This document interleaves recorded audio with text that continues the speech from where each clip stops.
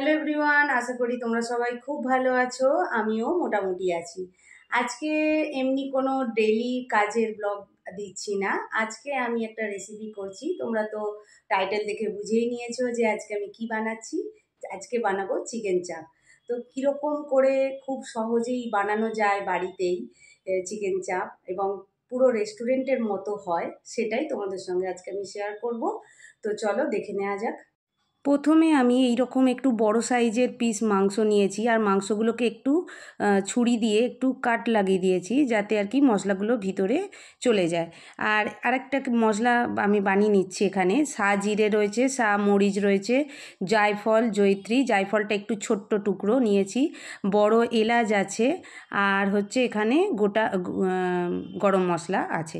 এবার ওটাকে আমি একটুখানি শুকনো খোলায় একটু নেড়ে নিয়ে ঠান্ডা করে তারপর এই যে গুঁড়ো করে নিয়েছি। আর এবার নিয়েছি পোস্তটাকে একটু শুকনো খোলায় আগে একটুখানি নেড়ে নিয়েছি, গুঁড়ো করে নিয়েছি। তারপর আমি এখানে চালমগজ আর কাজু এর মধ্যে দিয়ে একটা আমি ফাইন পেস্ট করে নেব। আর লাগছে টক দইটা আমি দেখানো হয়নি, টক দইটা আমি নিয়েছি। তো এই যে এখানে পেস্টটা হয়ে গেল, আর টক দইটাও আমি রেখে দিয়েছি। এবার আমি ওই মাংসেতে টক দই, কাজু বাদামের পেস্ট, হলুদ গুঁড়ো, লাল লঙ্কা, কাশ্মীরি লাল লঙ্কা গুঁড়ো দিয়েছি, যে চিনি, আর এমনি যে লাল লঙ্কা গুঁড়ো দিলাম, ছাতু, পরিমাণ মতো নুন দিয়ে দিলাম, আর দিচ্ছি সাদা তেল, আর পেঁয়াজ, আদা, রসুন বাটা দিয়েছি। ওটা তোমাদেরকে দেখানো হয়নি, ওটা আমার মিস হয়ে গেছে, ওটা দেখানো হয়নি। তো পেঁয়াজ, আদা, রসুন ওটাও দিয়েছি, দিয়ে আর যে মশলাটা আমি চাপের গুঁড়ো করেছিলাম সেটাও দিলাম, দিয়ে ভালো করে আমি ওটাকে মিশ্রণটাকে রেখে দিয়ে তারপর এক ছিপি দিয়েছি কেওড়া জল, এক ছিপি দিয়েছি রোজ ওয়াটার, আর হচ্ছে একটু দিয়ে দিলাম মিঠা। তো দিয়ে এটাকে আমি চাপা দিয়ে রেখে দিয়েছিলাম 3 ঘন্টা মতো। 6 ঘন্টা রাখলে ভালো হতো, কিন্তু আমি 3 ঘন্টা মতো চাপা দিয়ে ফ্রিজে রেখে দিয়েছিলাম। এবার আমি একটা এরকম ফ্রাইং প্যান নিয়েছি, যাতে আর কি আমার ভাজতে মাংসগুলোকে সুবিধা হয়, আর এতে আমি একটু ঘি দিয়ে দিয়েছিলাম। ঘিটা দিয়ে আমি এবার করে নিয়েছি। তেলটাতে মেল্ট হয়ে যাওয়ার পর আমি মাংসগুলোকে কি করেছি, আমি ঝোলটা থেকে আমি তুলে নিয়ে আমি মাংসগুলোকে একটা একটা করে দিয়ে আমি এপিট ওপিট করে একটু ভাজা ভাজা করে নেব। তো আমার হচ্ছে অনেকগুলোই মাংস ছিল, তো সেই জন্য একবারে তো আমার প্যানটা ছোট, একবারে তো হবে না, সেই জন্য আমি দুবারে করব। তো প্রথমবারে আমি প্রথম ব্যাচটা যেটা হবে সেটা আমি বসিয়ে দিয়েছি।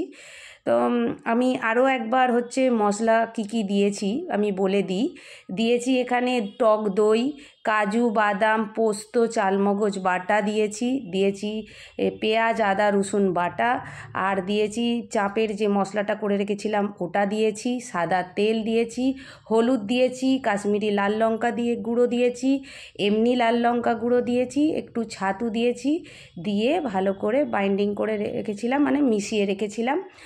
আর দিয়েছি এতে মিঠা আতর, আর হচ্ছে রোজ ওয়াটার, কেওড়া ওয়াটার দিয়ে মিশ্রণটাকে আমি 3 ঘন্টা মতো রেস্টে রেখে দিয়েছিলাম। তারপর কিন্তু আমি ওই মাংসগুলোকে আমি সাদা তেল আর একটু ঘি দিয়ে আমি এটা এপিট ওপিট করে একটু ভাজা ভাজা মতো করে নিচ্ছি। এরকম যখন রং ধরে যাবে তখন হচ্ছে আরেকটা পিঠ এরকম করে ভেজে নিতে হবে। তো দেখো আমার একটা করে পিঠ যখন ভাজা হয়ে গেছে, তখন আমি মাংসগুলোকে আমি একটা একটা করে তুলে রাখবো। কেন কি আমার আরেকটা যে ব্যাচ মাংস ভাজতে বাকি আছে, সেই মাংসটা আমি আবার বসিয়ে দিয়েছি এতে।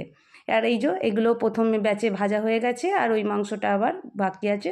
আর এটা এই যে মশলাটা রয়েছে এখনও, এই মশলাটার তো ছোট কড়া থেকে আমি কি করলাম, বড় কড়াতে ঢেলে নিচ্ছি।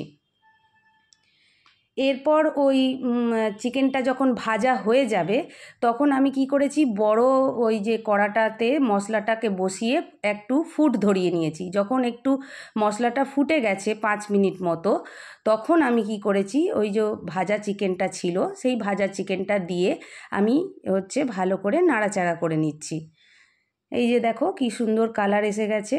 তো এখন আর তেমন কিছু নেই, অল্প আঁচে আমাকে ধীরে ধীরে করতে হবে। এই সময় কিন্তু আঁচটা একদম আস্তে দিতে হবে, কেন কি এখানে কিন্তু কোনো আমি জল ব্যবহার করিনি।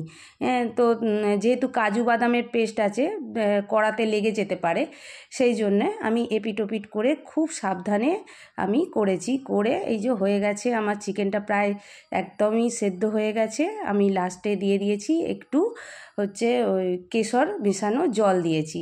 তো এটা কেশর মেশানো জলটা যদি কেশর কারোর বাড়িতে নাও থাকে কোনো অসুবিধা নেই, না দিলেও হবে। তো আমার মাংসটা দেখো একদম সেদ্ধ হয়ে গেছে। তো এবার খাবারের জন্য একদম রেডি। তো একদম রেস্টুরেন্টের মতো স্বাদ হয়। তো তোমরা বাড়িতে একবার ট্রাই করতে পারো। যদি আমার এই রেসিপি তোমাদের ভালো লেগে থাকে, প্লিজ আমার চ্যানেলটা তোমরা সাবস্ক্রাইব করো আর অনেক অনেক লাইক শেয়ার দিও। আজকে চলি, আসবো আর একটা অন্য ভিডিওর সঙ্গে।